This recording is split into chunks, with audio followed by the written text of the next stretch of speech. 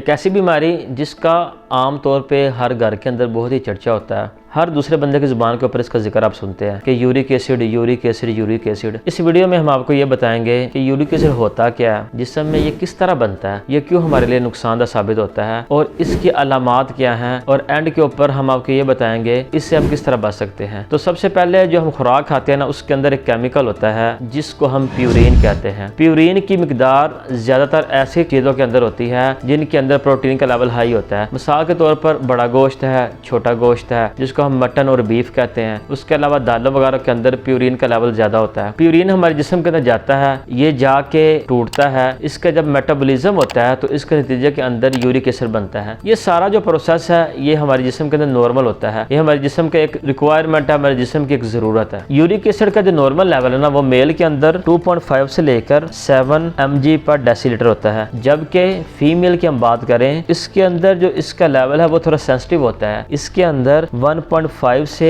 6 mg पर decilitre तक इसका लेवल होता है। अगर इससे इसका लेवल बढ़ जाए तो हम कहते हैं कि इसको यूरिक एसिड का मसला आ गया है। अब ये लेवल बढ़ता क्यों है? जो भी हम ऐसे खुराक खाते हैं जिसके अंदर एनिमल सोर्स ज्यादा होते हैं, जिसके अंदर दालें ज्यादा होती हैं, उससे आपके जिस्म के अंदर प्यूरिन बढ़ता है, उसकी वजह से आपके जिस्म के अंदर यूरिक एसिड का लेवल बढ़ जाता है। और बाज़ औक़ात कुछ लोगों के अंदर जो गुर्दे हैं वो यूरिक एसिड को प्रॉपर फिल्टर आउट नहीं करते, जिसकी वजह से जिस्म के अंदर यूरिक एसिड का लेवल बढ़ जाता है। और ऐसे खुराक जिसके अंदर यूरिक एसिड की कंसंट्रेशन ज्यादा होती है, उसके अंदर हमारे पास बीफ है, मटन है, लेग्यूम्स हैं। लेग्यूम्स कहते हैं फलीदार पौधों को, जिस तरह हमारे पास लोबिया है, मटर है, दालें वगैरह हैं। ऐसे लोग जो शराब पीते हैं उनके अंदर भी यूरिक एसिड का लेवल बढ़ने के चांस ज्यादा है। सॉफ्ट ड्रिंक भी इसका बायस बन सकते हैं। एनर्जी ड्रिंक भी यूरिक एसिड की वजह बनते हैं। इसके अलावा ऐसी चीजें जिसके अंदर फ्रुक्टोज कंटेनिंग सिरप जो होते हैं, जो मार्केट के अंदर अवेलेबल होते हैं, ये आपकी बॉडी में यूरिक एसिड का लेवल को बढ़ाते हैं। इसके अलावा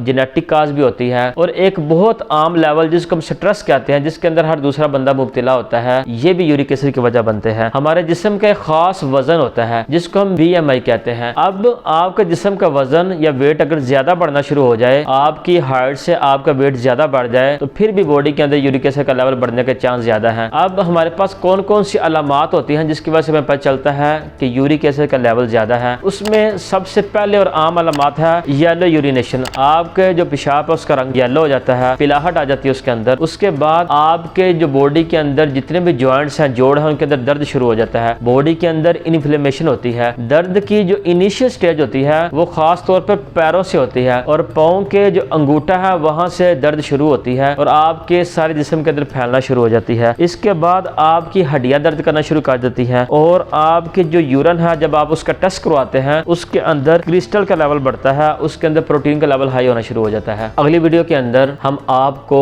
यूरिक एसिड के इलाज, इसकी होम रेमेडीज और इसके बारे में मजीद मालूमात फराहम करेंगे जो आपके लिए इससे निजात का जरिया बन सकता है।